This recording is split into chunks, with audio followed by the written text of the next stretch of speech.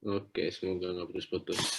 Enggak kok. Oke, Assalamualaikum warahmatullahi wabarakatuh. Perkenalkan kelompok kami, saya Muhammad Fatir Atala bersama dengan teman-teman saya akan merepresentasikan tentang pengaruh kegiatan manusia di perkotaan terhadap biogeokimia dan rantai makanan di Jakarta.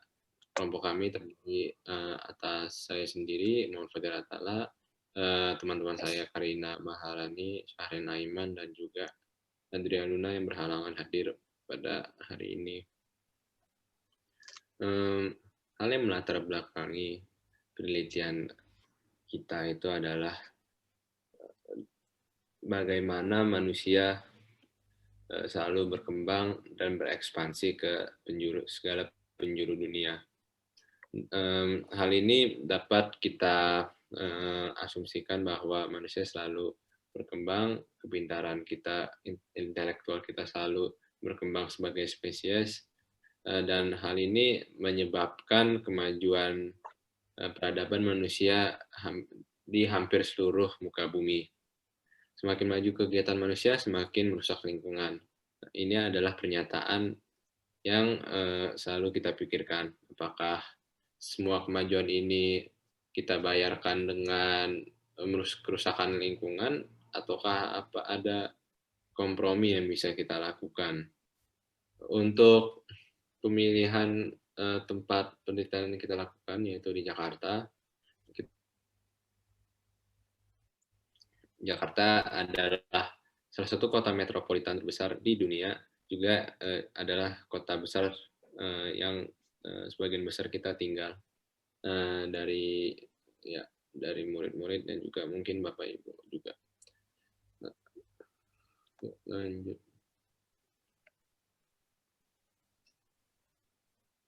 Setelah mengetahui latar belakang yang mendorong kelompok kami untuk melakukan penelitian ini, kami berhasil merumuskan pertanyaan yang akan kita gunakan untuk penelitian di hari ini, yaitu bagaimana kegiatan manusia yang ekstensif di perkotaan memberikan dampak terhadap rantai makanan dan daur biogeokimia.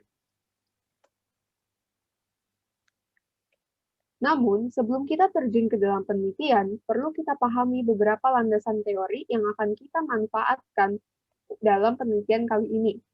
Yang pertama adalah rantai makanan.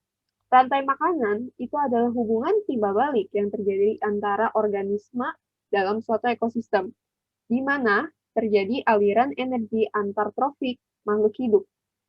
Dalam bentuknya, rantai makanan bisa dibentuk sebagai kumpulan jaring-jaring menjadi jaring-jaring makanan ataupun sebuah piramida. Lalu, kita juga harus memahami biogeokimia. Apa itu biogeokimia? Biogeokimia itu adalah suatu proses di mana terjadi peredaran unsur kimia dari lingkungan ke komponen biotik dan kembali lagi ke lingkungan, sehingga bisa disebutkan sebagai sebentuk siklus. Kemudian kita akan lanjut ke contoh biogeokimia yang akan kita gunakan dalam penelitian ini, yaitu siklus air, siklus sulfur, dan siklus karbon dan oksigen. Yang pertama, siklus air. Siklus air ini kita pahami dengan melihat hal-hal seperti hujan, di mana air mengalami penguapan dan melakukan kondensasi menjadi awan. Lalu, setelah awan sudah penuh, awan akan melakukan hujan atau disebut presipitasi. Dan air hujan akan turun ke bumi, baik melalui perairan ataupun melalui tanah dan tumbuhan. Air tersebut pun akan mengalir kembali ke perairan-perairan lebih besar sehingga bisa terjadi penguapan, dan hal tersebut disebut infiltrasi. Lalu, siklus sulfur. Siklus sulfur ini terjadi dan dimulai dari hujan asam. Dalam hujan asam sendiri terdapat berbagai senyawa unsur sulfur. Dan kemudian air hujan tersebut akan turun dan diserap oleh tanaman seperti rumput. Kemudian rumput akan dimakan oleh para hewan herbivora dan terjadi rantai makanan. Sehingga aliran antara sulfur dari suatu trofik hewan ke hewan akan sampai ketika hewan predator terakhir mati dan akhirnya melakukan dekomposisi. Unsur sulfur yang sekarang berada di tanah pun akan dikembalikan menjadi hujan asam melalui dua cara. Yang pertama, pembakaran, lalu melalui erupsi gunung berapi. Dan yang terakhir, siklus karbon oksigen. Siklus karbon oksigen terjadi melalui respirasi hewan, fotosintesis, yang dilakukan baik oleh tanaman maupun fitoplankton. Dan penghasilan CO2 ini dilakukan secara buatan melalui pembakaran, misalkan pembakaran pabrik. Untuk prosesnya, kita akan mulai pertama dari tanaman. Tanaman akan menghasilkan O2 melalui fotosintesis. Dan fotosintesis ini juga apabila di lingkungan air dilakukan oleh fitoplankton. Lalu, hewan ataupun organisme akan melakukan respirasi dan menghasilkan CO2 bersamaan dengan pembakaran. Dan siklus ini akan terus berulang dan tidak akan pernah berhenti. Setelah kita memahami landasan-landasan teori tersebut, dan kemudian kita melakukan penelitian berdasarkan data yang telah disajikan, baik oleh instansi penelitian ataupun pemerintah, dan juga melakukan wawancara dan observasi secara khusus di daerah Tanah Abang, sekitar Blok A, Blok B, dan Auri, dan juga daerah Depok, kita telah menentukan hasil sebagai berikut. Pertama, untuk rantai makanan, terlihat jelas bahwa Jakarta mengalami ketidakseimbangan. Yang pertama adalah biodiversitas yang rendah karena daerah perkotaan, di mana manusia telah membasmi kebanyakan dari biodiversitas yang ada. Namun, bisa dilihat bahwa terjadi ledakan yang besar dalam populasi tikus. Hal ini disebabkan karena manusia telah membuat sebuah lingkungan yang sangat ideal bagi satu spesies, namun menghilangkan dan membasmi predator-predator yang dapat mengontrol spesies tersebut. Sebagaimana yang bisa dilihat di sini adalah foto ular kobra yang dipukul mati oleh seorang ibu rumah tangga di daerah Depok.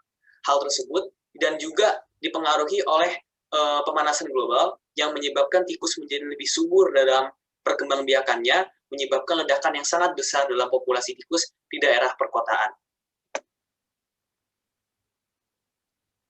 Sekarang, ini adalah hasil kita mengenai daur biogeokimia, di mana di Jakarta terdapat dua penyebab utama terganggunya daur geokimia, yaitu banyaknya kendaraan dan pembangunan infrastruktur. Saat ini, kondisi udara di Jakarta sudah tidak layak lagi. Dengan 123 menurut Air Quality Index US dan kepadatan mikropartikel yang mencapai 2,5 pikometer.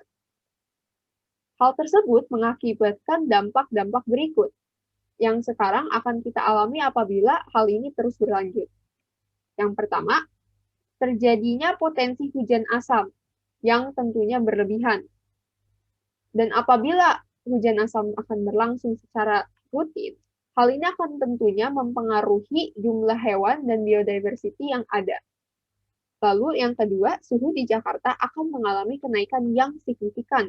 Setelah kita ketahui bahwa kondisi Jakarta secara polusinya memang sangat tinggi dan hal ini akan berdampak secara signifikan terhadap daur karbon dan oksigen. Dan yang terakhir, Jakarta juga akan mengalami banjir apabila tidak terjadi tindakan yang signifikan dalam memperbaiki kondisi yang saat ini memprihatinkan. Setelah melakukan observasi dan kita kaitkan kembali dengan landasan teori yang telah kita paparkan, kita menemukan analisis bahwa terjadi ketidakseimbangan pada rantai makanan di Jakarta, di mana satu spesies itu mendominasi rantai makanan karena perbuatan manusia yang menghilangkan faktor kontrol, yaitu predator alami dari spesies tersebut, dan menyuplai makanan dan habitat yang ideal bagi mereka, yaitu tikus. Dan terjadinya gangguan terhadap daur biogeokimia yang disebabkan oleh kegiatan manusia, yang paling utama adalah pembentukan infrastruktur yang menghilangkan daerah resapan air, dan juga segala bentuk pembakaran bahan bakar gas yang menyebabkan polusi udara dalam bentuk gas-gas nitrogen oksida dan juga karbon oksida, yang memberikan dampak pada daur biogeokimia yang menyebabkan bencana-bencana yang telah dipaparkan sebelumnya.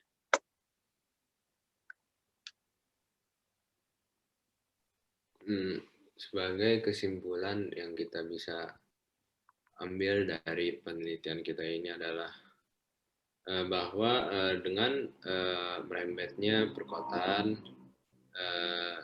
ke daerah-daerah yang sebelumnya tidak terjamah, dan perkembangan kota secara umum, manusia akan selalu mencari cara agar kehidupannya bisa semakin dan semakin nyaman. Dan hal itu bisa dilakukan dengan pembasmian hama yang sebenarnya penting untuk menjaga keseimbangan rantai makanan. Setelah itu, untuk daur biogeokimia seperti daur karbon, daur air, itu menjadi sangat terganggu dengan adanya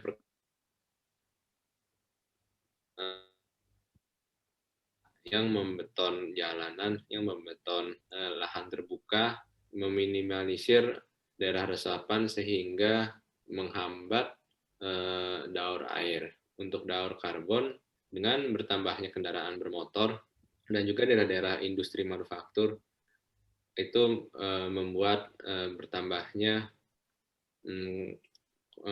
karbon yang ada di atmosfer. Ini akan menyebabkan polusi yang semakin parah di Jakarta, sehingga semakin hari semakin lama akan menghasilkan udara yang semakin dan semakin tidak layak. Jika ini kita biarkan, Jakarta tidak bisa kita tinggali lagi. Sebagai kalimat penutup, akan saya simpulkan bahwa manusia sebagai makhluk hidup yang paling dominan dan berakal, secara langsung adalah spesies menentukan makhluk mana yang lain yang bisa selamat dan mana yang tidak. Seperti hukum rimba, di mana yang terkuat akan selalu mengalahkan yang lemah. Ini sedang terjadi di perkotaan-perkotaan di seluruh dunia. Dan sebaiknya kita sebagai pemimpin yang bijak untuk selalu memikirkan lingkungan tempat kita tinggal dan bagaimana utang-utang kita yang tidak terbayar selama ini. Terima kasih. Sekian itu dari kelompok kami. Waalaikumsalam warahmatullahi wabarakatuh. Assalamualaikum warahmatullahi wabarakatuh.